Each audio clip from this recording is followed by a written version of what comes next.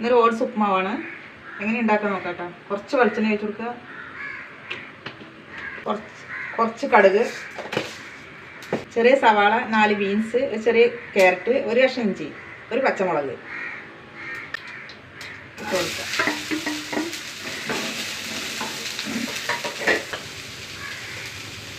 ഒരു നുള്ളു മഞ്ഞൾപ്പൊടി, ആവശ്യത്തിന് ഉപ്പ്, അടച്ച് വെച്ച് വേവിക്കാം. എന്താ നോക്കട്ടെ പച്ചക്കറി വെന്തു കൂട്ടാ. ഇത് സ്റ്റീൽ കട്ട് ഓട്സാണ്. എന്താ 3 മണിക്കൂർ കുതിർത്തിട്ട് ആവിയിൽ വേവിച്ചെടുത്താണ്. ഇതിലിട്ട് കൊടുക്കാം. നന്നായി വേവിച്ചെടുത്തു. കണ്ടാൽ നുറുക്ക് ഗോതമ്പ് വിചാരിക്കും. അപ്പം നമ്മുടെ ഉപ്പുമാവ് റെഡിയായി. സൂപ്പർ ടേസ്റ്റാണ് കേട്ടോ ഉപ്പുമാവ്. അപ്പോൾ ഇങ്ങനെ ഉണ്ടാക്കി കഴിക്കുക. സൂപ്പറാണ്. നമ്മളെ ഇഷ്ടപ്പെട്ട സപ്പോർട്ട് ചെയ്യണേ.